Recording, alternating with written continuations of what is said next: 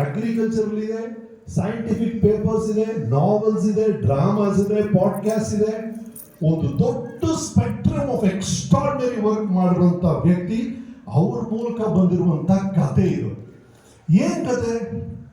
ನಾನು ಹೇಳಿದಲ್ಲ, lady with the land, that is my personal memory. ನನ್ನ ವೈಯಕ್ತಿಕ ನೆನಪು ನನಗೂ ಮಾತ್ರ ಗೊತ್ತಿರೋದು. ಬಟ್ ಪುಣ್ಯಕೋಟಿ ಇದೆಯಲ್ಲ, ಅದು ಕಲೆಕ್ಟಿವ್ ಮೆಮೊರಿ. ಅದು ಕರ್ನಾಟಕದ ಪ್ರತಿಯೊಬ್ಬರಿಗೂ ಗೊತ್ತಿರುವಂತಹ ವಿಷಯ, ಕತೆ.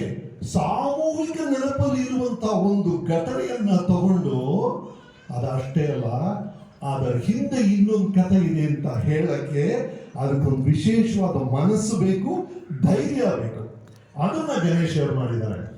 Here you have Punyakoti, but there is a prequel and there is a sequel attached to the original classic. Japanese ಅಲ್ಲಿ they say 5 whys ಅಂತ.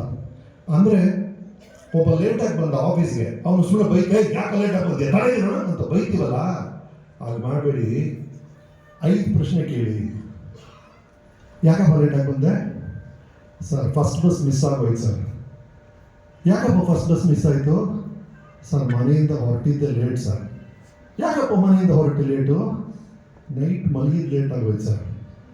ಯಾಕಪ್ಪ ನೈಟ್ ಲೇಟಾಗಿ ಮಲಗಿದೆ? ನನ್ನ ಅಮ್ಮ ತೀರೋದ್ರು ಸರ್, ಆ ಕಾರ್ಯ ಎಲ್ಲ ಮುಗಿಸೋಕ್ಕೆ ಲೇಟ್ ಆಗೋಯ್ತು ಸರ್ ಅಂತ ಅವ್ರು ಹೇಳ್ದ. ಅಂದರೆ ನಿಮ್ಮ ಹೇಗೆ ಚೇಂಜ್ ಆಗುತ್ತೆ ನೋಡಿ. ಅದನ್ನ ಹೇಳ್ತಾರೆ. ಒಂದು ಪ್ರಶ್ನೆ ಹಿಂದೆ ಕೇಳಿ ಸರ್, ಈ ಕತೆ ಹೀಗಾಯ್ತಲ್ಲ, ಅದ್ರ ಹಿಂದೆ ಏನಾಯ್ತು ಕೇಳಿ ಅಂತ ಹೇಳ್ತಾರೆ. ಅದನ್ನೇ ಅವ್ರು ಮಾಡಿರೋದು. ಆ ಒಂದು ಪ್ರಶ್ನೆ ಕೇಳಿದ್ರು, ಆ ಹುಲಿ ಹಾರ್ತಲ್ಲ, ಅದರ ಕತೆ ಏನು ಅಂತ ಕೇಳಿದ್ರ ರಿಸಲ್ಟೇ ಈ ಅದ್ಭುತವಾದಂಥ ಕಾವ್ಯ.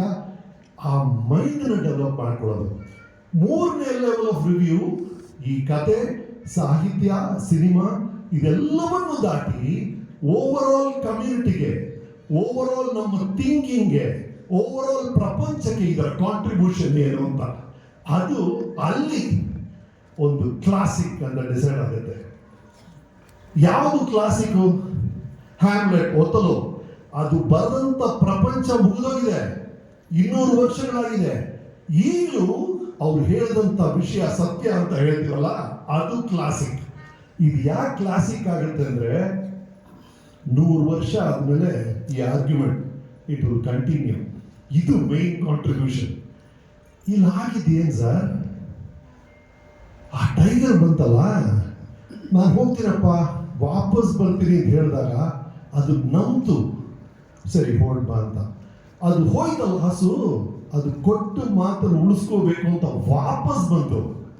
ನಾನೇ ವಾಪಸ್ ಬರಬೇಕು? ಕೊಟ್ಟು ಮಾತನ್ನು ಉಳಿಸ್ಕೋಬೇಕು ಅಂತ. ಯಾರು ಹೇಳಿದ್ರು ಅವ್ರಿಗೆ? ರಾಜರ ಆಜ್ಞೆ ಇತ್ತೇನು? ದೇವರ ಆಜ್ಞೆ ಇತ್ತಾ? ಅವ್ರಿಗೆ ಅನಿಸಿದ್ದು. This is the most important point. ನಿಮಗನಿಸ್ಬೇಕು ಸರ್, ಯಾರೋ ಹೇಳಿದ್ರು ಇನ್ಯಾರು ಕಳ್ಳ. ಒಬ್ಬ ಗ್ರೇಟ್ ವ್ಯಕ್ತಿಯನ್ನ ನೋಡಿ, ಅವನ ಮಾತನ್ನ ನೋಡಿ ನಾವು ಬದಲಾಗ್ತೀವಲ್ಲ, that is the ultimate transformation. ಯಾರು ಫೋರ್ಸ್ ಮಾಡಿದ್ದಲ್ಲ. ಈ ಹುಲಿಯ ನಡವಳಿಕೆ ನೋಡಿ, ಹಸುವಿನ ನಡವಳಿಕೆ ನೋಡಿ ಹುಲಿ ಬದಲಾಯ್ತಲ್ಲ, ಹುಲಿಯ ನಡವಳಿಕೆ ನೋಡಿ ಹಸು ಆ ಕೇವು ಬಂತಲ್ಲ, ಆ ಥರ ಒಬ್ಬರ ನೇಚರನ್ನು ನೋಡಿ, ಒಬ್ಬರ ಸ್ವಭಾವವನ್ನು ನೋಡಿ ಇನ್ನೊಬ್ಬರು ಸ್ಫೂರ್ತಿ ತಗೊಂಡು ಅವರು ಶ್ರೇಷ್ಠವಾಗ್ತಾರಲ್ಲ, ಅದು that is the mark of a true classic. ಅದು ಈ ಚಿತ್ರದಿಂದ ಆಗುತ್ತೆ. That's a most beautiful thing. ಇದೆಲ್ಲದಕ್ಕೂ ಬೇಸ್ ಏನು? ಮನಸ್ಸಾಕ್ಷಿಗೆ ಇಬ್ಬರು ಮರ್ಯಾದೆ ಕೊಟ್ಟರು. ನನಗೆ ಬೇರೆ ಜವಾಬ್ದಾರಿಗಳಿದೆ, ಆದರೆ ನನ್ನ ಕರ್ತವ್ಯ ಇದು. ಇದ್ರ ಹಲವು ಪ್ರಶ್ನೆಗಳು ಹೇಳುತ್ತೆ. ಹುಲಿ ಮಾಡಿದ್ ಸರಿನಾ? ಹಸು ಮಾಡಿದ್ ಸರಿನಾ? ಅಲ್ಲೊಂದು ಕರು ಇದೆಯಲ್ಲ, ಅದ್ರ ಗತಿ? ಈ ಥರ ಪ್ರಶ್ನೆಗಳು ಶುರು ಆಗುತ್ತೆ. That is what will keep the argument going. ಹಾಗಾಗಿ ಇದೊಂದು ಆಲ್ಮೋಸ್ಟ್ ಗ್ರೀಕ್ ಟ್ರಾಜಿಡಿಗೆ ಇರುವಂಥ ಒಂದು ದುರಂತವನ್ನ ಈ ಥರ ಒಂದು ಸಣ್ಣ ಕಥೆಗೆ ಗಣೇಶ್ ಅವರು ತಂದಿದ್ದಾರೆ. ಇದು ಬಹಳ ಬಹಳ ಬಹಳ ವಿಶೇಷವಾದ ಪ್ರಯತ್ನ sir. For aspects I wish the whole team and particularly KN Ganesh ಅವರು very very heartfelt congratulations. Thank you.